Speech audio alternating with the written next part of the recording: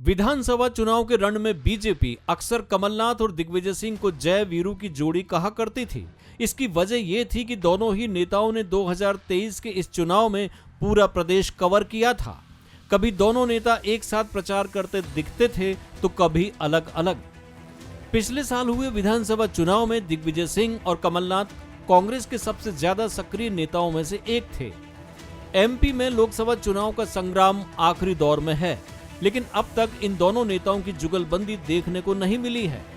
चलिए जानते हैं दोनों नेताओं ने लोकसभा चुनाव के रण में कितने दिन प्रचार किया।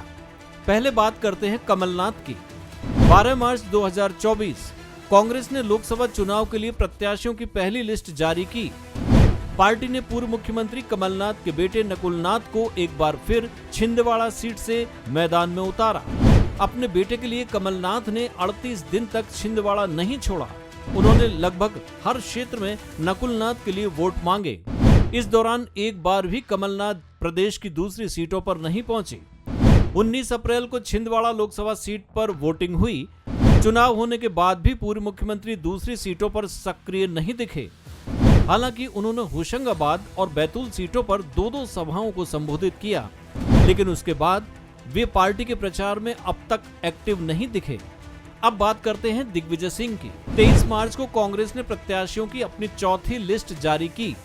इस लिस्ट में पूर्व मुख्यमंत्री दिग्विजय सिंह को राजगढ़ लोकसभा सीट से उतारा गया। इसके अगले दिन से ही दिग्विजय सिंह ने राजगढ़ में प्रचार करना शुरू कर दिया। 7 मई को इस सीट पर वोटिंग थी। इस हिसाब से देखा जाए तो दिग्विजय सिंह ने राजगढ़ में 43 दिन तक प्रचार किया। इस दौरान उन्होंने पदयात्राएं की, लोगों से जनसंपर्क किया, साथ ही कई सभाएं भी की। हालांकि इस पूरे 43 दिन में दिग्विजय सिंह राजगढ़ छोड़कर कहीं नहीं गए, यानी इस दौरान वो पूरी तरह से राजगढ़ सीट पर ही एक्टिव दिखे। हालांकि अब दिग्विजय सिंह बाकी सीटों पर सक्रिय हो गए हैं। आज उन्होंने रतलाम में कार्यकर्ताओं के सम्मेलन में हिस्सा लिया। इसके बाद आगे भी वो कांग्रेस के पक्ष में प्रचार करेंगे। बहरहाल चौथे चरण की चुनावी तारीख नजदीक है। अब दोनों ही दलों के पास प्रचार के लिए बेहद कम वक्त बचा है। कांग्रेस के दोनों दिग्गज नेताओं का अपनी ही सीट पर फोकस रहना पार्टी को कितना नुकसान पहुंचाएगा, ये तो 4 जून को ही पता चलेगा।